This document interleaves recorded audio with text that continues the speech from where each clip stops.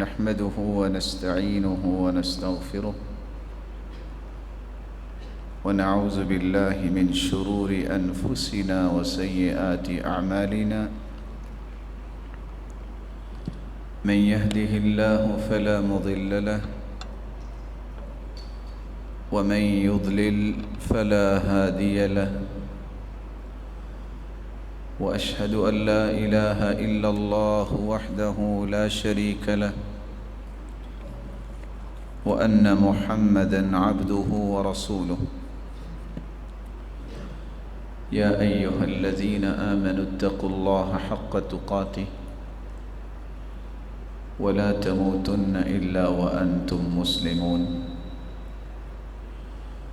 يا أيها الناس اتقوا ربكم الذي خلقكم من نفس واحدة وخلق منها زوجها وبث منهما رجالا كثيرا ونساء واتقوا الله الذي تساءلون به والأرحام إن الله كان عليكم رقيبا يا أيها الذين آمنوا اتقوا الله وقولوا قولا سديدا يصلح لكم أعمالكم ويغفر لكم ذنوبكم ومن يطع الله ورسوله فقد فاز فوزا عظيما أما بعد فأعوذ بالله من الشيطان الرجيم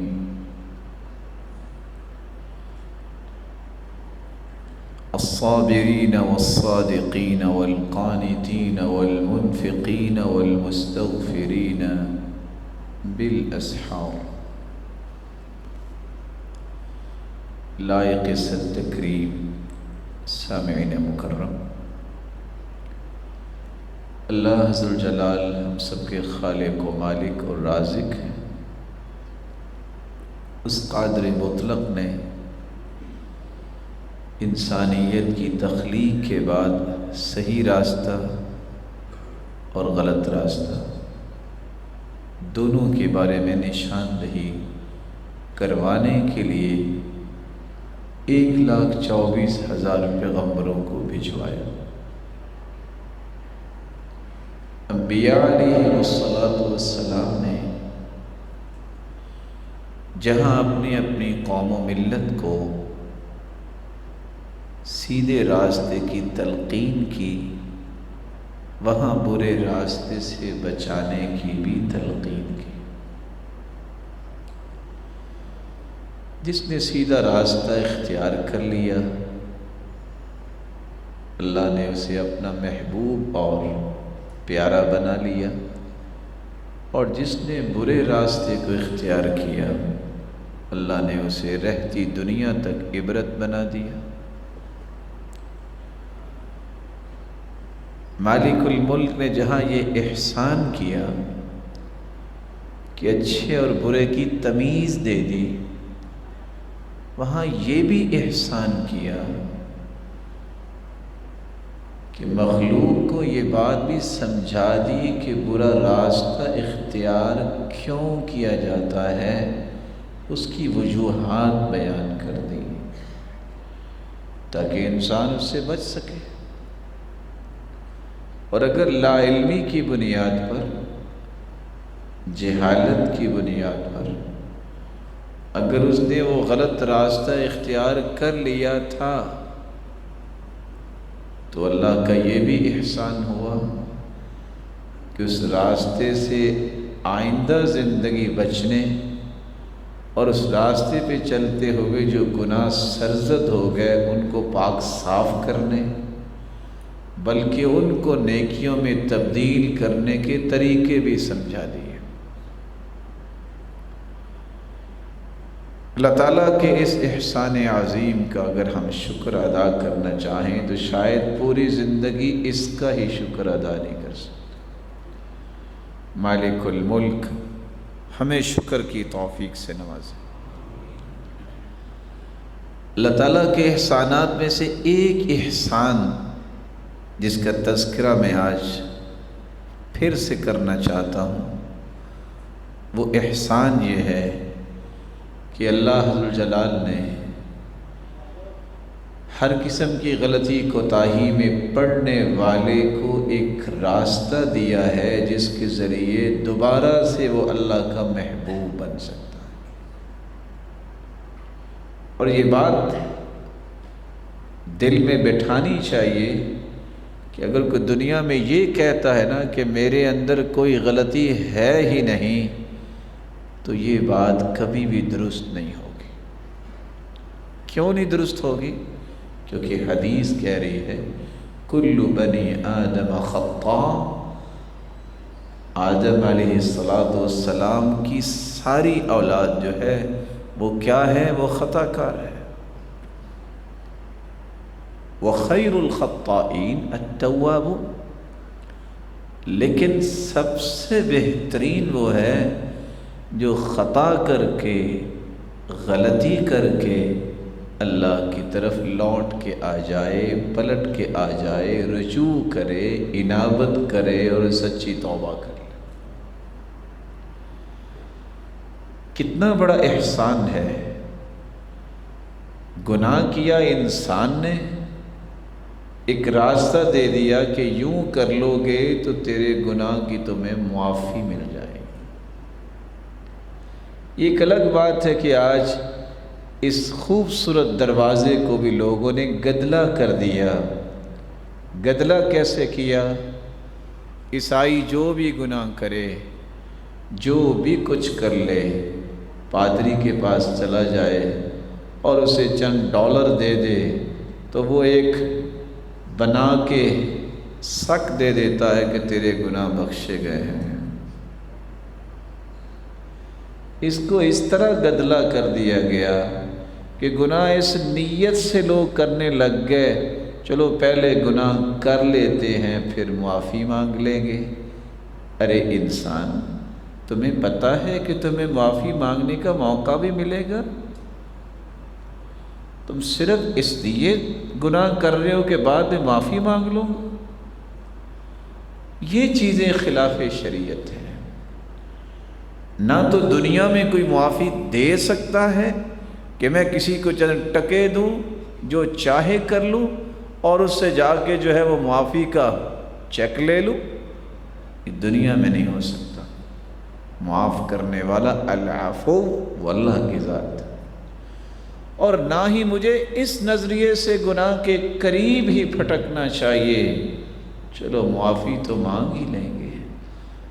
یہ جرت گناہ پہ، یہ شیطان کا سکھایا ہوا یہ کام ہے اور اس کا پھیلایا ہوا یہ جال ہے۔ اللہ مجھے اور آپ کو اور ہم سب کی آل اولاد اور نسلوں کو بھی اس جال سے محفوظ رکھے۔ تو اللہ تعالیٰ نے جو احسان کیا ہے اس کا نام ہے استغفار۔ اس ضمن میں صرف 5 چیزیں آپ کی خدمت میں پیش کروں گا۔ آپ استغفار کو بھی دیکھیں، اس کے بھی کوئی 5-6 حروف ہی ہیں۔ سب سے پہلے یہ سمجھیے کہ استغفار کہتے کس کو ہیں۔ استغفار یہ غفر سے ہے، اور غفر کس کو کہتے ہیں؟ طلب المغفرہ۔ استغفار بخشش کو طلب کرنا، اور عربی زبان میں غفر بولا جاتا ہے تغطیۃ الذنب بالعفو عنہ۔ گناہ کی صرف معافی نہیں، اللہ گناہ ہو گیا ہے اس پہ پردہ بھی ڈال دے اور معاف بھی کر دے۔ مغفر ایسے ہیڈ کو کہتے ہیں کہ جب میدان جنگ میں جاتا ہے، آپ نے دیکھا ہے کہ موٹر سائیکل کی سواری کرنے والا بھی کس طرح اپنے سر کی حفاظت کے لیے پہن لیتا ہے، تو میدان جنگ میں تیروں، تلواروں اور نیزوں سے بچاؤ کے لیے جو چیز پہنی جاتی تھی اس کو مغفر کہتے ہیں۔ تو ہم صرف اللہ ذو الجلال سے گناہوں کی معافی نہیں مانگتے استغفار کر کے، بلکہ یہ بھی مطالبہ ہوتا ہے، ہم طلب کرتے ہیں کہ اے اللہ تیری رحمت تو بڑی وسیع ہے، تو جانتا ہے کہ ہم سے غلطی کوتاہی ہوئی، دنیا کو تو نہیں پتہ، لیکن میرے مالک جب تو ہی جانتا ہے تو معاف بھی تو نے ہی کرنا ہے، معاف بھی کر دے اور اس پہ پردہ بھی ڈال دے۔ الباس ما یصونہ عن الدنس، عربی زبان میں کہتے ہیں استغفار کا معنی یہ ہے، آپ نے دیکھا ہوگا جب مہمانوں نے آنا ہو تو گھر میں صفائی ہوتی، اور جہاں کوئی ایسا مسئلہ ہو صفائی نہ ہو سکے وہاں اوپر چادر ڈال دیتے۔ الباس ما یصونہ عن الدنس، استغفار کا معنی بھی یہ ہے، یا اللہ میرے اوپر اپنی رحمت کی چادر بھی ڈال دے، اور میں کیے پہ شرمندہ اور نادم اور پریشان ہوں وہ معاف بھی کر دے۔ جب یہ بات سمجھ میں آ گئی کہ استغفار کا معنی جو ہے وہ گناہوں کی بخشش طلب کرنا بھی ہے، اور اللہ کی رحمت طلب کرنا بھی ہے، اور پردہ پوشی بھی ہے، تو یہ جب چاہت انسان کی پیدا ہو جائے تو اسے یہ کیوں نہیں سوچنا چاہیے کہ میں یہ بھی ذرا چیک کروں کہ گناہ ہوتے کیوں ہیں، میں یہ غلط راستے پہ کیوں جاتا ہوں، تاکہ وہ راستے بند ہوں۔ قرآن و حدیث میں اگر غور کیا جائے تو ہمیں پتہ چلتا ہے 4 ایسے راستے ہیں جن پہ چلنے سے انسان گناہ کرتا ہے۔ 2 راستے بالکل واضح ہیں، اور 2 راستے ایسے خفیہ راستے ہیں جس کو لوگ گناہ کا راستہ سمجھتے ہی نہیں ہیں۔ پہلا راستہ جس کا تذکرہ بار بار اللہ تعالیٰ نے اپنے پیغمبر کے ذریعے بھی سمجھایا، قرآن میں بھی اتارا، اور لوگ اس نام سے بھی واقف ہیں، اس راستے سے بھی واقف ہیں، لیکن پھر بھی ڈی ٹریک ہو جاتے ہیں۔ وہ کون سا راستہ ہے؟ وہ کون سا دشمن ہے جو دبوچ کے انسان کو گناہ کرواتا ہے؟ اس کا نام ہے شیطان۔ ان الشیطان لکم عدو فاتخذوه عدوا انما يدعو حزبه ليكونوا من اصحاب السعیر۔ لوگو شیطان تمہارا دشمن ہے، یہ کون کہہ رہا ہے؟ اللہ تعالیٰ۔ اس سے سچی بات کوئی نہیں ہے۔ جب کہہ دیا کہ شیطان تمہارا دشمن ہے، اسے دشمن ہی سمجھو۔ فاتخذوه عدوا، کیوں اسے دشمن سمجھو؟ انما يدعو حزبه ليكونوا من اصحاب السعیر، اس کو تو پتہ ہے کہ اس نے جہنم میں جانا ہے، اس کی تمنا یہ ہے کہ میں اکیلا نہ جاؤں، میرے ساتھ کوئی اور بھی جائے۔ وہ تو جہنم میں اپنے ساتھی بنانا چاہتا ہے، اس لیے اس کے ساتھی بننے سے رکو، اپنے آپ کو بچاؤ۔ ساتھی انسان کیسے بنتا ہے؟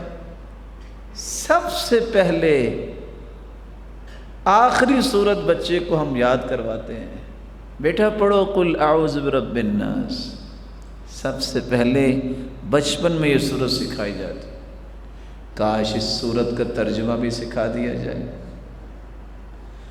الذی یوسوس فی صدور الناس، شیطان دل میں وسوسہ ہی ڈالتا ہے، یہ کہو یہ کرو، لیکن اللہ نے راز کیا دے دیا؟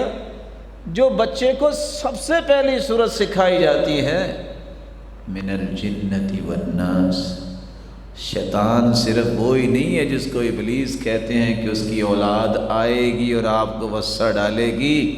یہ شیطان جنوں میں سے بھی ہوتا ہے، انسانوں میں سے بھی ہوتا ہے. آپ کے ساتھ کھانا کھانے والا آپ کا بیٹا، آپ کے ساتھ کھانا کھانے والی آپ کی بیوی، آپ کے ساتھ بیٹھنے والا آپ کا دوست، آپ کے ساتھ کاروبار کرنے والا پارٹنر، آپ کے ساتھ رہنے والا کسی سسٹم میں رومیٹ، وہ بھی تو وسع ڈال سکتا ہے. من الجنۃ والناس، صرف شیطان جنوں میں سے نہیں. ایسا انسان جو آپ کو قرآن و حدیث کے مخالف کوئی بات، کوئی اشارہ اور کوئی رخ دینا چاہتا ہے، شیطان ہے. اس کے اشارات سے اور اس کے وسوں سے آپ بچ جائیں تو بڑے گناہوں کی طرف کبھی آپ نہیں جائیں گے. یہ پہلی صورت ہے جو اگر میں مبالغہ نہ کروں تو میں نے اور آپ نے بھی سب سے پہلے یہی صورت پڑھی ہوگی. اور اسی میں اللہ نے راز دے دیا ہے کہ شیطان صرف ابلیس کی اولاد نہیں ہے، انسانوں سے بھی شیطان ہوتے ہیں. ہوتا یہ ہے، اللہ کے رسول صلی اللہ علیہ وسلم مسجد میں بیٹھے تھے تو سیدنا ابو ذر سے کہنے لگے تعوذوا باللہ من شیاطین الانس والجن، پناہ مانگو اللہ شیطانوں سے بچائے جو انسانوں میں سے ہیں اور جنوں میں سے ہیں. تو صحابی کہتے ہیں اول الانس شیاطین، وہ انسانوں سے بھی شیطان ہوتے ہیں؟ تو اللہ کے رسول نے قرآن کی یہ آیت پڑھ کے سنائی وَكَذَلِكَ جَعَلْنَا لِكُلِّ نَبِيٍّ عَدُوًّا شَيَاطِينَ الْإِنسِ وَالْجِنِّ، ہم نے ہر نبی کے جو ہے وہ دشمن بنائے ہیں شیطان انسانوں سے اور جنوں سے. جنوں کا تذکرہ بعد میں کیا ہے، جو اصل شیطان ہے انسانوں کا تذکرہ پہلے کیا. کان من الجن ففسق عن امر ربی، ابلیس جنوں میں سے تھا جو قرآن وضاحت دے رہا ہے. ان جنوں کا تذکرہ اللہ نے بعد میں کیا ہے، پہلے انسانوں کا تذکرہ کیا ہے. جو انسانوں کے اندر شیاطین ہوتے ہیں یہ انبیاء کے دشمن تھے اور پھر جن بھی دشمن بنتے ہیں. تو رسول اللہ صلی اللہ علیہ وآلہ وسلم کے پاس آنے والا دین یہ بتاتا ہے کہ اس دشمن کے ہتھ کنڈے جو ہیں وہ کامیاب ہوتے ہیں تو انسان گناہ کرتا ہے. 50 لوگ جو ہیں 100 میں سے وہ تو شیطان کے پیچھے لگ جاتے ہیں. میں نے بڑی ایک مبالغے کی بات کہہ دی ہے، حالانکہ نہ جانے کتنے شیطان کے پیچھے لگتے. باقی بچنے والے جو ہیں شیطان سے تو بچ جاتے ہیں، اعوذ باللہ من الشیطان الرجیم، بس جی شیطان بڑا دشمن ہے، اس کے پیچھے نہیں ہم نے چلنا. وہ اس سے بچتے ہی ہیں تو ایک اگلا جو ہے دشمن ان کے سامنے آ جاتا ہے. اور وہ کون سا دشمن ہے؟ فَلَا تَغُرَّنَّكُمُ الْحَيَاةُ الدُّنْيَا وَلَا يَغُرَّنَّكُمْ بِاللَّهِ الْغَرُورُ. دنیا تمہیں دھوکے میں نہ ڈالے، دنیا کے دھوکے میں نہ آنا. یہ دیکھنے میں بڑی سرسبز و شاداب لگتی ہے، کھانے میں بڑی میٹھی ہے. جو دنیا کے نشے، دنیا کی محبت میں دھت ہو جائے اتنا ہی کافی ہے، یہ گناہوں سے کبھی نہیں بچ سکتا. کیوں؟ کتنی خوبصورت بات صحابی نے بیان کر دی. هل من احد يمشي على الماء الا ابتلت قدمه، سوال کیا کیوں بھی جو پانی پہ چلے ہو سکتا ہے اس کے پاؤں گیلے نہ ہوں؟ بولیے، ہو سکتا ہے پانی پہ چلے. وہ زیادہ پڑھا لکھا کہہ سکتا ہے ہاں اگر بوٹ لمبے لمبے پہنے ہو تو پاؤں تو گیلے نہیں ہوں گے. اسی طرح کے فلسفے جو ہیں اس نے ہی امت کو برباد کر دیا. هل من احد يمشي على الماء الا ابتلت قدمه، ہو سکتا ہے کہ پانی پہ چلے اور اس کے پاؤں گیلے نہ ہوں. كذلك صاحب الدنيا لا يسلم من الذنوب، اس سے جو دنیا میں دھت ہو جاتا ہے وہ گناہوں سے کبھی بچ نہیں سکتا، جس طرح پانی پہ چلنے والا اپنے پاؤں کو گیلا ہونے سے بچا نہیں سکتا۔ باقی جو ہیں 50 بچنے والے شیطان کے ہتھ کنڈوں سے، وہ اس رو میں بیٹھ جاتے ہیں۔ جھوٹ بولتا ہے تو دنیا کے لیے، فراڈ کرتا ہے، دھوکہ دیتا ہے، وعدہ خلافی کرتا ہے، چکمہ دیتا ہے، مکاری کرتا ہے، اور ایک نہیں سینکڑوں ایسے راستے ہیں۔ ریاکاری کرتا ہے، فخر کرتا ہے، تکبر کرتا ہے۔ کس وجہ سے؟ اس دنیا کی وجہ سے۔ کون سی دنیا؟ جو اس کے ساتھ نہیں جا رہی۔ کون سی دنیا؟ جو بڑے بڑے بادشاہ بھی چھوڑ کے چلے گئے، پتہ نہیں ہے کس زوم میں پھر رہا ہے کہ ساری میرے ساتھ جائے گی۔ یہ ساری وارثوں کی ہے، آپ کی نہیں ہے۔ اللہ کے رسول نے فرمایا تھا، میرے صحابہ کتنے لوگ ہیں جو وارثوں کے مال سے زیادہ پیار کرتے ہیں، اپنے مال سے پیار نہیں کرتے۔ کہا اللہ کے رسول وہ کیسے؟ فرمایا مالک ما قدمت ومال وارثک ما اخر۔ تمہارا مال تو وہ ہے جو تم نے کھا لیا، تم نے پی لیا اور اللہ کی راہ میں دے دیا۔ جو باقی چھوڑ کے جاؤ گے وہ تو وارثوں کا مال ہی ہے نا، تمہارا تو نہیں ہے۔ 1 روپیہ بھی ساتھ نہیں تم لے کے جاؤ گے۔ ان 2 دشمنوں سے تو واقفیت ہو جاتی ہے لوگوں کو کہ ہاں دنیا میں دل نہیں لگانا چاہیے، دنیا کو حقیقی نہیں سمجھنا چاہیے۔ لیکن 2 دشمن انسان کے چھپے ہوئے ہیں جو انسان کو گناہ کرواتے ہیں، اور تعجب اس بات پہ ہے کہ میں اور آپ ان گناہوں کو مانتے بھی نہیں ہیں کہ یہ بھی گناہ ہو سکتے ہیں۔ وہ کیسے؟ ان میں سے ایک جو ہے وہ انسان کی چاہت اور من کی بات ہے۔ میں یہ چاہتا ہوں، میرے من کی یہ بات ہے، میں یہ سوچتا ہوں، میری تمنائیں یہ ہیں، میرے نظریات یہ ہیں۔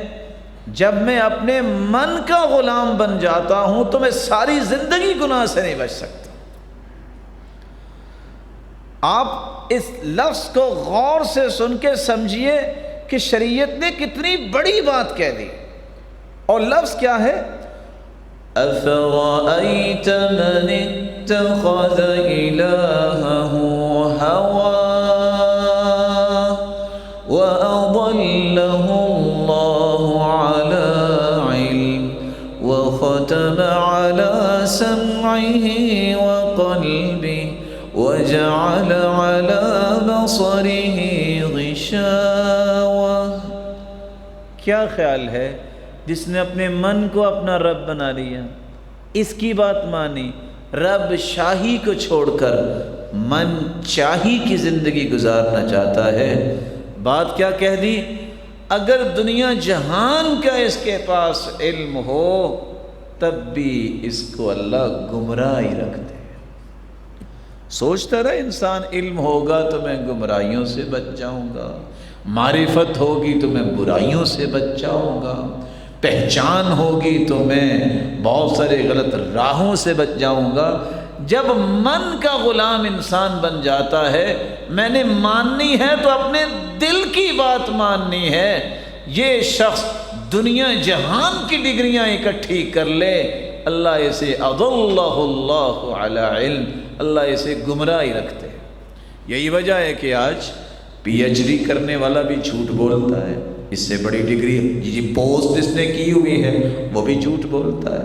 ایک جھوٹ ہے میرے اور آپ کے درمیان جھوٹ، یہ بہت چھوٹا جھوٹ ہے۔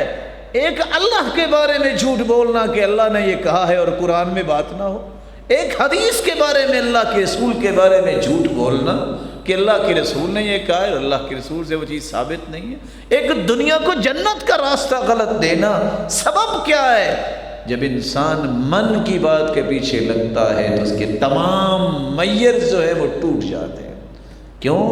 یہ اللہ کی طرف سے دھتکارا ہوا انسان ہے، اس کی پھٹکار پڑی ہے کہ یہ گمراہیوں سے کبھی نہیں نکل سکے۔ چوتھا دشمن جس سے ہم واقف تو ہیں لیکن کتنے؟ 100 میں سے 1 اور 2، 100 میں سے 1 اور 2۔ آپ کسی کو کہہ کے دیکھیے اللہ سے ڈرو، وہ پتہ کیا کہے گا؟ تم ڈرو نا، تم کچھ زیادہ نیک ہو، انسان اس کے اندر بھی برائی ہے جس کو یہ محسوس نہیں کرتا۔ ہر جمعے میں ہم یہ سنتے ہیں وَنَعُوذُ بِاللَّهِ مِن شُرُورِ أَنفُسِنَا، یا اللہ ہم اپنے نفس کی شرارتوں سے بھی تیری پناہ مانگتے ہیں۔ نہ شیطان آیا، نہ دنیا کی رنگینی آئی، اور نہ یہ ہے کہ منچائی کی طرف گیا۔ جو اس کے اندر ایک داعیہ ہے، انسان کے اندر یہ گناہ کرو، جھوٹ بولو، یہ کرو گے تو شاید یہ ہو جائے گا، یہ کرو گے تو یہ ہو جائے گا۔ یہ نفس کی شرارت صرف کہنے والی نہیں، کچھ برائیاں سنتا ہے، کچھ برائیاں دیکھتا ہے، کچھ برائیاں بولتا ہے، کچھ برائیاں سوچتا ہے، اور کچھ برائیاں کرتا ہے۔ یہ سارے زاویے جو ہیں، اس سے بچنا یہ اسی شخص کو نصیب ہوتا ہے جو پورے کا پورا اپنے آپ کو اللہ کے حوالے کر دیتا ہے۔ رسول اللہ صلی اللہ علیہ وآلہ وسلم کے پاس ایک صحابی آئے، نام تھا ان کا شکل بن حمید۔ شکل بن حمید کہتے ہیں اللہ کے پیارے پیغمبر شیطان سے بھی بچ گئے، گناہوں سے بھی بچ گئے، ہم اپنی شرارتوں سے کیسے بچ سکتے ہیں؟ آپ کسی کو کہہ کے دیکھیے کہ آپ کو اللہ تعالیٰ آپ کی شرارت سے بچائے، وہ آپ سے اگلے جو ہے 4-5 دن بات نہیں کرے گا کہ آپ نے کیا کہہ دیا۔ یہ شریعت کہہ رہی ہے میری شرارت میرے نفس کی بھی ہے، مجھے یہ سمجھنا چاہیے۔ تو اللہ کے رسول نے صحابی کا ہاتھ پکڑ لیا، اپنائیت دی، محبت دی، اور فرمایا تم نے یہ دعا پڑھ لو، اللہم انی اعوذ بک من شر السمع، یا اللہ میں غلط سنوں ہی نہ، غیبت، چغلی، گالیاں، گانے، الحادی کلمات، کفریہ، شرکیہ، بدعت کے کلمات، یا اللہ مجھے سننے کی توفیق ہی نہ دے۔ اعوذ بک من شر السمع ومن شر بصری، یا اللہ میری آنکھ کی شرارت سے بھی مجھے بچا، میں غلط دیکھوں ہی نہ۔ وَأَعُوذُ بِكَ مِن شَرِّ لِسَانِي، یا اللہ میری زبان کی شرارت سے مجھے بچا، میں غلط بولوں ہی نہ۔ وَأَعُوذُ بِكَ مِن شَرِّ قَلْبِي، اللہ دل کی شرارت سے بھی مجھے بچا، میں غلط سوچوں ہی نہ، میرے ارادے، میری نیتیں، میرے تفکرات، نظریات اور میرے افکار اتنے پاکیزہ بنا دے جو تجھے راضی کرنے والے ہوں، غلط نظریہ، غلط سوچ میرے دل میں نہ آئے۔ دل کی شرارت سے بھی پناہ مانگتا ہے۔ وَأَعُوذُ بِكَ مِن شَرِّ مَنِيِّ، اللہ اگر تو نے طاقت مجھے دی ہے تو اس کا صحیح استعمال کرنے کی توفیق دے، اللہ میری طاقت کی شر سے بھی مجھے محفوظ فرما۔ عہدہ مل گیا، کسی کو بیچارے کو جاب لیس کر دیا، قلم ہاتھ میں ہے کسی کو جیل بھجوا دیا، قلم ہاتھ میں ہے کسی کو جرمانہ کر دیا، قلم ہاتھ میں ہے کسی کو مجرم قرار دے کے پھانسی پہ لٹکا دیا، قلم ہاتھ میں ہے یا قلم ہاتھ میں نہیں ہے، ہاتھ میں بندوق ہے، بازوؤں میں قوت ہے، عضلات ہیں، کسی کو قتل کر دیا، کسی کو مار دیا، اللہ قوت جو ہے اس کی شرارت سے مجھے محفوظ فرما۔ یہ 5 دعائیں چھوٹی چھوٹی ایک ہی حدیث میں جمع ہیں۔ اللہم انی اعوذ بک من شر سمعی ومن شر بصری ومن شر لسانی ومن شر قلبی ومن شر منی۔ جب انسان یہ دعا کرتا ہے تو اللہ ان 5 زاویوں کی شرارت سے محفوظ فرما دیتے۔ استغفار کا معنی آپ نے سمجھا، اور یہ 4 اسباب آپ نے سنے جس سے انسان گناہ کرتا ہے۔ سوال یہ ہے کہ اب گناہ تو ہو گیا، اب کرنا کیا ہے؟ آپ استغفار کریں۔ استغفار کیسے ہوگا؟ اور استغفار اگر کریں گے تو کب کریں گے؟ اور کریں گے تو کن الفاظ سے کریں؟ اور کن چیزوں کو ہمیں یاد رکھنا ہوگا؟ سب سے پہلے تو رسول اللہ صلی اللہ علیہ وآلہ وسلم نے استغفار کے الفاظ سے امت کو سمجھایا اور خبردار کیا کہ اگر آپ نے استغفار کرنا ہے تو اس کا طریقہ یہ ہے کہ کچھ کلمات یاد کر لو اور کچھ طریقے یاد کر لو۔ کلمات کون سے ہیں؟ آپ سب سے پہلے ان کلمات کو اپنے گناہوں کی معافی کے لیے استعمال کرنا چاہتے ہیں تو آپ اپنے آپ کو تیار کریں، اچھا وضو کریں، 2 رکعتیں پڑھ لیں اور پھر اللہ ذوالجلال سے اپنے گناہوں کی توبہ کریں۔ ہاتھ جب تمہارے اٹھیں تو آپ کے ذہن میں 5 باتیں کبھی نہیں جانی چاہیے۔ میں رب کو راضی کرنے کے لیے توبہ کر رہا ہوں، دکھا کر نہیں۔ آپ اکیلے بیٹھ کے توبہ کریں، اعتراف کریں اور اقرار کریں۔ یہ نہ کہیں کہ اگر کوئی غلطی ہوگی تو اللہ معاف کر دے، مانیں۔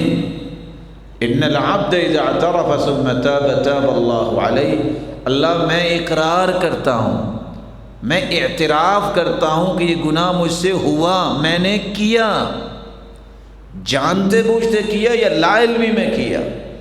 اعتراف کرے، پھر شرمندہ ہو، اللہ شرمندگی کا مجھے احساس ہے، میں کیا کر بیٹھا، اللہ مجھے ایسا نہیں کرنا چاہیے تھا، تیری اتنی نعمتیں اور اتنی عطائیں اور میں نے کیا کر دیا۔ شرمندگی کا احساس، الندم التوبہ، توبہ ہوتی شرمندگی کے ساتھ، شرمندہ نہیں ہے تو توبہ نہیں ہے۔ اور چوتھی بات، یا اللہ آج تیرے سامنے آ گیا ہوں، دوبارہ اس گناہ کے قریب نہیں جاؤں۔ وہ گناہ چھوڑ بھی دے، وہ دوستیاں چھوڑ بھی دے، وہ معاشرہ چھوڑ بھی دے، چور ہے تو چوری چھوڑ دے، دھوکہ ہے تو دھوکے بازی چھوڑ دے، وعدہ خلافی جان بوجھ کے کرتا ہے تو اس کو چھوڑ دے، گالیاں دیتا ہے تو گالی دینا پھر چھوڑ دے، اور اگر لان تان کرتا ہے تو لعنت کے الفاظ اپنی زبان پہ لانا چھوڑ دے۔ یہ جب تک نہیں کرتا گناہ بھی چلتا رہے اور توبہ بھی ہوتی رہے۔ فضیل ابن عیاض کہا کرتے تھے، الاستغفار بلا اقلاع عن الذنب توبۃ الکذابین، جھوٹے لوگ جو توبہ کرتے ہیں ان کی نشانی یہ ہے گناہ نہیں چھوڑتے، توبہ کے الفاظ زبان پہ بولتے رہتے ہیں، ہاتھ میں تسبیح ہے، استغفر اللہ بھی پڑھ رہے ہیں، دکان پہ بیٹھے ہیں اور اگر کوئی آ گیا ہے تو جھوٹ بول کے مال بیچ رہے ہیں، ہاتھ میں تسبیح ہے اور ہیں تو بہت نیک، لیکن یہ ہے کہ وہ دغا بازی کرنے سے باز نہیں آ رہے، اس کو توبہ نہیں کہتے۔ یہ جھوٹے اور کذاب لوگوں کی توبہ ہے کہ گناہ نہ چھوڑو اور توبہ کرتے رہو۔ اور 5ویں بات، عزم مصمم کر کے اٹھو، اللہ آ گیا ہوں، کوئی راستہ نہیں ہے، اللہ صرف تیرے پاس آیا ہوں، تیرے سوا کوئی معاف کرنے والا نہیں، میں عزم مصمم کرتا ہوں زندگی میں میں یہ گناہ نہیں کروں گا۔ جب یہ باتیں آپ کے ذہن میں 5 آ جائیں پھر آپ یہ بھی پڑھ سکتے ہیں، استغفر اللہ، کثرت سے پڑھتے رہیے۔ آپ یہ بھی پڑھ سکتے ہیں جو ابن حبان کی روایت ہے، استغفر اللہ واتوب الیہ۔ آپ یہ بھی پڑھ سکتے ہیں، استغفر اللہ الذی لا الہ الا هو الحی القیوم واتوب الیہ۔ یہ جامع الترمذی کی روایت ہے کہ اگر میدان جہاد سے بھی کوئی بھاگا ہے تو یہ کہہ دے تو اللہ ذوالجلال اس سے معاف کر دیتے ہیں۔ آپ چوتھا یہ بھی طریقہ استعمال کر سکتے ہیں، رب اغفر لی وتوب علی انک انت التواب الرحیم۔ اب 5واں طریقہ یہ بھی اختیار کر سکتے ہیں، اللہم انت ربی لا الہ الا انت خلقتنی وانا عبدک وانا علی عہدک ووعدک ما استطعت اعوذ بک من شر ما صنعت ابوء لک بنعمتک علی وابوء بذنبی فاغفر لی فانہ لا یغفر الذنوب الا انت۔ آپ کو ان 5 میں سے کوئی بھی طریقہ یاد ہو، کثرت سے اپنی زبان پہ ان الفاظ کو لائیے، اللہ ذوالجلال گناہ صرف معاف نہیں کریں گے، آپ کے گناہوں کو نیکیوں میں تبدیل فرما دیں گے۔ رسول اکرم صلی اللہ علیہ وآلہ وسلم نے ساتھ اس کا وقت بھی بتا دیا کہ آپ ان الفاظ کو کثرت سے کب بولیں، کب توبہ کریں۔ قرآن مجید میں اللہ نے ایک تو وقت بتایا ہے، كانوا قليلا من الليل ما يهجعون وبالأسحار الْأَسْحَارِ هُمْ يَسْتَغْفِرُونَ۔ سب سے گولڈن جو وقت ہے وہ سحری کا وقت ہے جب مالک الملک آسمان دنیا پہ نزول فرماتے ہیں، جیسا کہ اس کی شان کو لائق ہے، اور اللہ خود کہہ رہے ہوتے ہیں حل من مستغفر، کوئی ہے گناہوں کی معافی مانگنے والا، حل من داعٍ، کوئی ہے دعائیں قبول کروانے والا، حل من مسترزق، کوئی ہے جس کو رزق چاہیے، بندہ سویا ہوتا ہے۔ یہ سحری کا وقت جو ہے اس کو استعمال کرو، اس وقت اٹھو، اس وقت اللہ ذوالجلال خود اپنے بندے کو بلا رہے ہوتے ہیں، اوے آؤ نا مجھ سے لے لو، کیا لینا ہے، آفر لگی ہوئی ہے۔ سحری کے وقت استغفار کرنا، آپ اس وقت نہیں اٹھ سکے، اذان کا وقت قریب ہے، رکھتے نہیں پڑھ سکے تو بیٹھ کے استغفر اللہ کر لو۔ اتنا بھی وقت نہیں ہے کہ وضو کر کے نکلے ہو، ٹائم ہی نہیں ہے تو دل میں ہی کہہ دیا کرو یا اللہ معاف کر دے، میرے مالک یہ سہانا وقت ہے، معاف کر دے۔ یہ جو لفظ ہیں دل کے اندر، سلف صالحین میں سے ایک نیک شخص پوچھتا ہے کیا حال ہے، کہتا ہے بہت پریشان ہوں۔ کہتے پریشانی کیا ہے؟ کہ پریشانی یہ ہے کہ قبر میں کیا بنے گا۔ کہا میں آپ سے ایک بات پوچھوں؟ کہا پوچھے۔ کہتے یہ بتاؤ جب اکیلے ہوتے ہو رات کے وقت تو کبھی اٹھ کے نماز پڑھی ہے تو نے؟ کہتے پڑھی۔ کہتے جب بھی کوئی گناہ ہو جائے تو استغفار کرتے ہو؟ کہتے بہت کرتا ہوں۔ کہا پھر پریشان نہ ہو، ان چیزوں کو جاری رکھو، اللہ تجھے قبر کی مصیبتوں سے بچا دے گا۔ چلتے پھرتے بھی میرے اور آپ کے دل میں یہ بات چلنی چاہیے، اللہ معاف کر دے، مالک الملک تیری نعمتیں زیادہ ہیں، شکر نہیں کر سکے، اللہ معاف کر دے، الہ العالمین توفیق دے دے کہ ہم تیرا شکر ادا کریں، تیری عبادت کا حق ادا کریں، تیرا ذکر زیادہ کریں اور تیرے دین کے ساتھ زیادہ جڑیں۔ یہ خواہشیں صرف زبان پہ نہیں، لکھنے کے نہیں، دل میں بھی چلنی چاہیے، اللہ محروم نہیں کریں گے۔ دوسرا موقع اللہ ذوالجلال نے فرمایا ہے جب بھی کوئی کمی کوتاہی ہو جائے فوراً جو ہے وہ اللہ سے توبہ کرنے چاہیے۔ قال ربنا ظلمنا انفسنا وان لم تغفر لنا وترحمنا لنكونن من الخاسرین۔ بھول ہوگی آدم علیہ السلام سے، فوراً توبہ کی، اللہ نے کلمات بھی سکھائے، نتیجہ کیا نکلا؟ اللہ ذوالجلال نے وہ بھول معاف کر دی۔ جب بھی آپ سے کوئی کمی کوتاہی ہو، وَاتْبِعِ السَّيِّئَةَ الْحَسَنَةَ تَمْحُوهَا وَخَالِقِ النَّاسَ بِخُلُقٍ حَسَنٍ۔ کمی کوتاہی ہو تو فوراً نیکی کر لو، فوراً استغفار کر لو، اور نیکی کیا کرو؟ اچھا اخلاق بنا لو، یہ تمہاری نیکیوں کو بڑھا دے گا اور تمہاری برائیوں پہ قلم پھروا دے گا۔ اخلاق بلند کرو، نیکی کرو۔ رسول اللہ صلی اللہ علیہ وآلہ وسلم نے اس لیے فرمایا کہ جب تم میت کو دفن کرو تو اس کے لیے بھی استغفار کیا کرو، جیسا کہ ہم دفنانے کے بعد دعا کرتے ہیں کہ یا اللہ کے رسول نے فرمایا اسألوه الآن التثبیت، اسألوه التثبیت فإنه الآن يسأل۔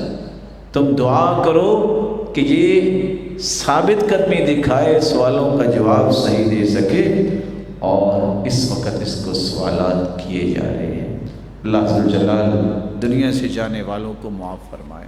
اوقات میں سے جمعے کے دن عصر سے مغرب تک، سحری کے وقت اذان ہو جائے تو جماعت کھڑے ہونے تک، یہ وقت اتنے مبارک وقت ہیں، اللہ دعا کی ہوئی رد نہیں کرتے، اللہ رد نہیں کرتے۔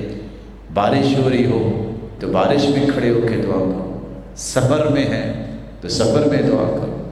کثرت سے ذکر کرنے والا جو ہے جب ذکر کرتا ہے تو اللہ اس کی بھی دعا رد نہیں کرتے۔ آپ جب کسی کے لیے دعا کریں گے تو اللہ آپ کے لیے دعاؤں کے لیے فرشتے مقرر کر دیں گے۔ آپ اتنا کہہ کے دیکھو اللہم اغفر للمؤمنین والمؤمنات، یا اللہ مومن مردوں کو بھی معاف کر دے، مومنہ عورتوں کو بھی معاف کر دے۔ آدم علیہ السلام سے لے کر قیامت تک آنے والے جتنے بھی مومن مرد اور مومنہ عورتیں ہوں گی، اتنی تعداد میں آپ کے نامہ اعمال میں نیکیاں لکھ دی جاتی ہیں، اور کلمہ اتنا چھوٹا سا ہے، اللہم اغفر للمؤمنین والمؤمنات، اے اللہ مومن مرد اور مومنہ عورتوں کو معاف کر دے، اللہ ہم سب کو بھی معاف فرمائے۔ وآخر دعوانا الحمد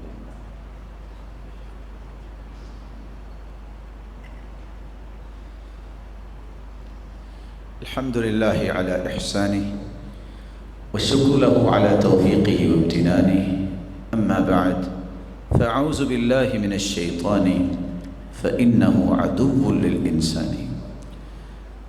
رسول اللہ صلی اللہ علیہ وآلہ وسلم کو اللہ تعالیٰ نے یہ بات بھی سمجھا دی کہ جب بھی انسان گناہ کرتا ہے اور پھر توبہ کرتا ہے وہ اللہ کا پیارا بن جاتا ہے، بلکہ رسول اللہ صلی اللہ علیہ وآلہ وسلم نے تو یہ فرمایا بندے سے گناہ ہوتا ہے تو اس کے دل پہ کالا نشان لگ جاتا ہے، توبہ کر لے تو دل دوبارہ صاف ہو جاتا ہے، توبہ نہیں کرتا تو 1 سے 2 سے 4 سے 8 پھر 16 یہ نقطے اتنے ہو جاتے ہیں کہ دل ہی سیاہ ہو جاتا ہے۔ جب دل سیاہ ہو جائے تو پھر اسے گناہ نہیں لگتا، پھر وہ گناہ کو نیکی سمجھنے لگ جاتا ہے، اور آپ کو پتہ ہے کہ نیکی سے توبہ نہیں ہوتی، گناہ سے توبہ ہوتی ہے۔ اس لیے استغفار کرنے سے آپ کا دل دھلا رہے گا، صاف ستھرا رہے گا، اور آپ کو پریشانی نہیں ہوگی، بلکہ پریشانی کیسے ختم ہوگی؟ من لزم الاستغفار جعل اللہ له من كل هم فرجا ومن كل ضيق مخرجا ورزقه من حيث لا يحتسب۔ ہر مشکل آسان ہو جائے گی جب تم استغفار کر لو، ہر پریشانی سے نکلنے کا راستہ مل جائے گا، اور اللہ وہاں سے عطا کریں گے جہاں سے تم نے کبھی سوچا نہیں ہوگا۔ سیدنا عمر رضی اللہ تعالیٰ عنہ کے پاس ایک شخص آیا، کہتے دعا کر دے بارش نہیں ہو رہی، قحط سالی ہے، کہتے اللہم اغفر لی، اللہم اغفر لی، یا اللہ معاف کر دے۔ کہتے ہم نے بارش کی دعا کہا اور آپ معافی مانگ رہے ہیں۔ کہا میں نے جس انداز سے دعا مانگ رہا ہوں یہ ساری نعمتیں ملتی اس وقت ہیں جب اللہ سے معافیاں مانگے۔ حسن بصری کے پاس ایک شخص آیا، میرے پاس اولاد نہیں ہے، کہتے ہیں استغفار کرو۔ دوسرا آیا کہتا ہے مال نہیں ہے، بہت فقیر ہوں، کہا استغفار کرو۔ تیسرا آیا کہتا ہے بڑی مشکلات میں ہوں، کہا استغفار کرو۔ چوتھا آیا کہتا ہے بارش نہیں ہو رہی، کہا استغفار کرو۔ کہتے یہ کیا بات ہوئی، ہر چیز کا استغفار کرو؟ کہا میں نہیں کہہ رہا، قرآن پڑھو، فَقُلْتُ اسْتَغْفِرُوا رَبَّكُمْ إِنَّهُ كَانَ غَفَّارًا۔ جب تم اللہ سے اپنے گناہوں کی معافی مانگو گے تو اللہ تمہیں صرف معاف نہیں کریں گے، وہ تو کریں گے یُرْسِلِ السَّمَاءَ عَلَيْكُمْ مِدْرَارًا، موسلا دھار بارشیں برسائیں، وَيُمْدِدْكُمْ بِأَمْوَالٍ، اللہ تعالیٰ تمہیں مال و دولت میں فراوانی دے دیں گے، وَبَنِينَ، تمہیں اولاد کی نعمت سے بھی نواز دیں گے، وَيَجْعَلْ لَكُمْ جَنَّاتٍ وَيَجْعَلْ لَكُمْ أَنْهَارًا، تم طرح طرح کے پھل تو نہیں خرید سکتے، مہنگائی بہت ہے آج کل، تم استغفار کرو اللہ تمہیں باغات کا مالک ہی بنا دے گا، نہریں تمہارے لیے چلا دے گا، لیکن کب؟ جب تم استغفار کرو گے۔ تو رسول اکرم صلی اللہ علیہ وآلہ وسلم نے صحابہ کو یہی تلقین کی، بلکہ حدیث میں آتا ہے طوبیٰ لمن وجد فی صحیفتہ استغفارا کثیرا، قیامت کو جب نامہ اعمال کھلیں گے سب سے بڑی سعادت اس بندے کی ہوگی جس کے نامہ اعمال میں کثرت سے استغفار لکھا ہو۔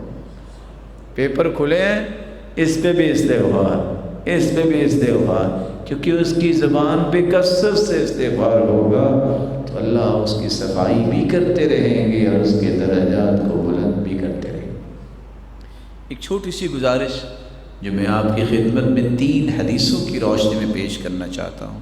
حدیث کہتی ہے الصلاۃ الخمس والجمعۃ الی الجمعہ کفارۃ لما بینہما، 5 نمازیں پابندی سے پڑھ لیں اور ایک جمعہ اگلا جمعہ وقت پہ آ کے جمعہ سن لیں، 5 نمازیں پابندی سے پڑھ لیں، باجماعت پڑھ لیں، جو چھوٹی موٹی غلطی کوتاہی ہوئی ہوگی اللہ نے 5 نمازوں کی وجہ سے ہی وہ معاف کر دے۔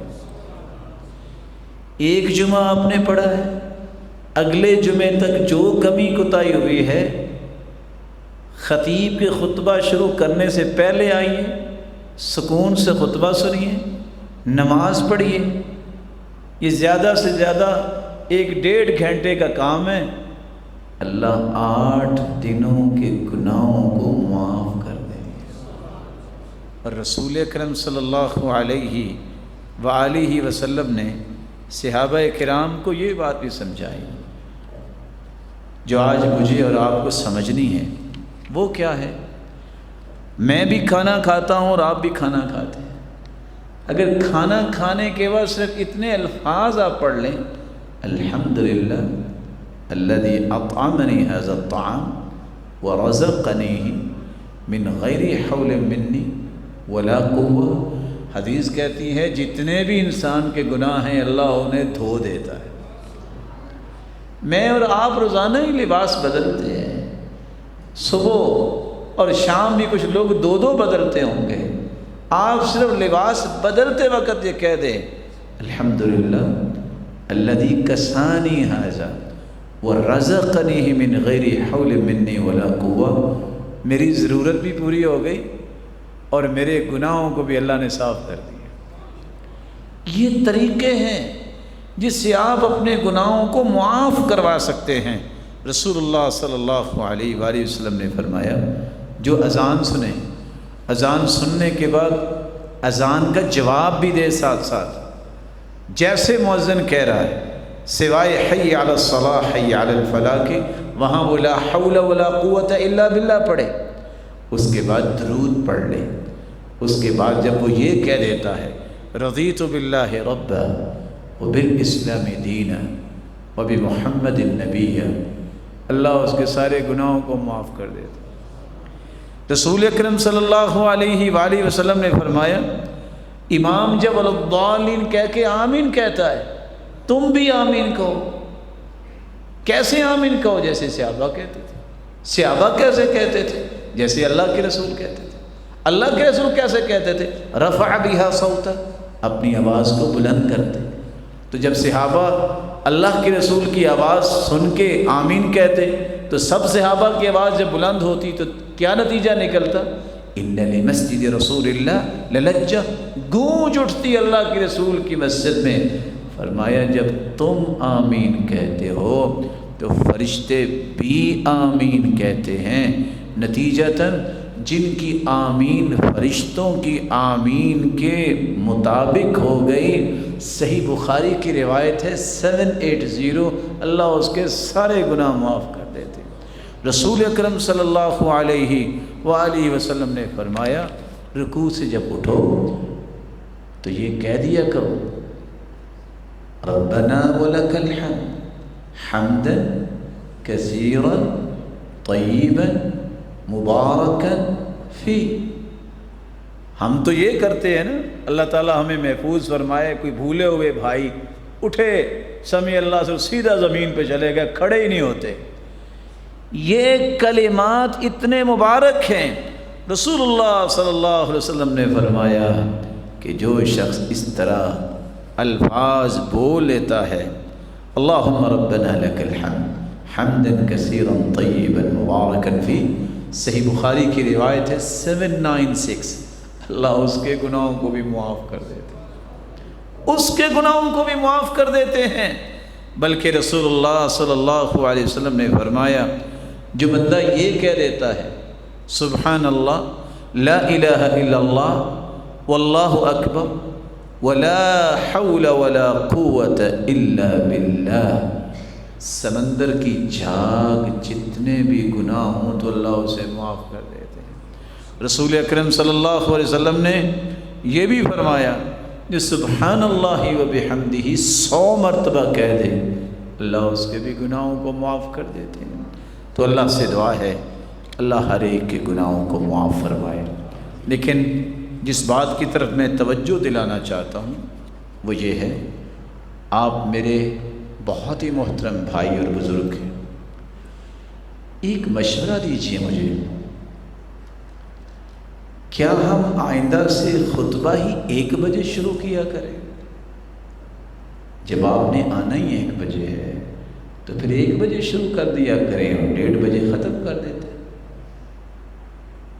شریعت کا مزاج سمجھیے، خطبہ جمعہ اس کا ہوتا ہے، حدیث میں آتا ہے کہ جو فرشتے ثواب لکھ رہے ہوتے ہیں، اس کو اونٹ کا ثواب، اس کو گائے کی قربانی کا ثواب، اس کو مینڈے کی قربانی کا ثواب، اس کو مرغی کی قربانی کا ثواب، اس کو انڈے کا ثواب، یہ سارے ثواب لکھنے والے فرشتے جو دروازوں پہ کھڑے ہوتے ہیں، جب خطیب خطبہ شروع کرتا ہے طوت الملائکۃ الصحف، فرشتے اپنے رجسٹر بند کر دیتے ہیں اور وہ بھی بیٹھ کے خطبہ جو ہے سنتے ہیں۔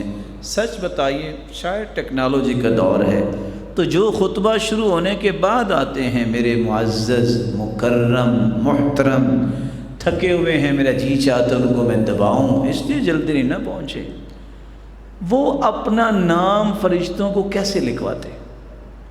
میل کرتے ہیں، ٹویٹ کرتے ہیں، یا کوئی ڈاک کے ذریعے بھجواتے ہیں؟ کیسے کرتے ہیں؟ فرشتے تو بیٹھ گئے۔ یہ بہت بڑا خسارہ ہے۔ دوسری روایت میں آتا ہے جو بندہ لیٹ آئے، گردنیں پھلانگتا ہوا آگے آنا چاہتا ہے، کانت لہو ظہرا، یہ زور کی نماز پڑھنے آیا ہے، جمعہ پڑھنے نہیں آیا۔ جو لیٹ آیا ہے، خطبہ شروع ہو چکا ہے، انما یأتی للظہر، یہ آیا ہی زور پڑھنے۔ اور چوتھی حدیث کیا کہتی ہے؟ من ترک ثلاث جمع متہاونا طبع اللہ علی قلبی، جو 3 جمعے سستی کرتا ہوا چھوڑ دیتا ہے، اللہ اس کے دل پہ مہر لگا دیتے ہیں۔ اور دوسری روایت میں کتب من المنافقین، اس کا نام منافقوں میں لکھا جا رہا۔ میرے معزز، میرے مکرم، یہ گنتی کے دن ہیں زندگی کے، ان کو حقیقی نہ سمجھو۔ یوم لا ینفع مال ولا بنون، نہ اس مال نے کام آنا ہے، یہ فیکٹری، یہ دکان، یہ بزنس، نہ اس نے کام آنا ہے، ولا بنون، نہ اولاد نے کام آنا ہے جس کے لیے لیٹ ہوتے ہیں۔ اور بس جی بچے کا مسئلہ تھا، اور بس جی یہ بھی تو دیکھنا ہوتا ہے۔ ضرور دیکھیں، صحابہ کے بھی بچے تھے، سارے کے سارے اولاد سے محروم نہیں تھے، صحابہ کا بھی کاروبار تھے، اور صحابہ بھی بزنس مین تھے، صحابہ جرنیل بھی تھے، جسٹس بھی تھے۔ کون سا زندگی کا ایسا کارنر ہے جہاں صحابہ نے اپنی خدمات نہیں دی، نہ اس کی کوئی مثال ہی پیش کر سکتا ہے؟ آ جائیے، وقت ہے اللہ کی طرف آ جائیے، اس سے پہلے کہ آپ اللہ کی طرف نہ آئیں، اللہ کو اپنے پاس مجھے اور آپ کو بلانا پڑ جائے، اس وقت پھر گنجائش نہیں ہوگی۔ پھر کوئی نہیں کہے گا جب آ گیا ملک الموت، اور ٹھہرو ذرا میرے کچھ کام رہتے ہیں، اور ٹھہرو ذرا میرا بزنس کی آج ڈیل میچور ہونے لگی ہے، اور ٹھہرو میرے کلائنٹس جو ہے پریشان ہو جائیں گے کہ دکان بند کیوں ہوگی۔ ملک الموت نے مہلت نہیں دینی۔ اللہ مجھے اور آپ کو سمجھنے کی توفیق عطا فرمائے۔ تو کیا خیال ہے آپ پھر آئندہ سے خطبہ شروع ہونے سے پہلے آیا کریں؟ آواز تو اتنے ہی محترم بھائیوں کیا جتنے پہلے بیٹھے ہوئے تھے، سب لوگ اس کا اہتمام کریں گے۔ یہ ضروری نہیں ہے کہ میں کہہ رہا ہوں تو میری بات آپ مان کریں، آپ اللہ کے رسول کے فرمان کی روشنی میں ہر جمعے ایسا کریں۔ آپ کسی مسجد میں بھی جمعہ پڑھتے ہیں، مزاج یہ ہونا چاہیے کہ میں نے خطیب کے خطبے سے پہلے پہنچنا ہے اور جا کے 2 رکعتیں پڑھ کے بیٹھا کریں۔ یہ شریعت ہے، یہی مزاج ہے، یہی تربیت ہے۔ اللہ ہمیں وہ تربیت عطا فرمائے جس سے وہ راضی ہو جائے۔ اللہ آپ سب کو بھی سلامت رکھے، ایمان اور عزت اور برکت کے ساتھ۔ وآخر دعوانا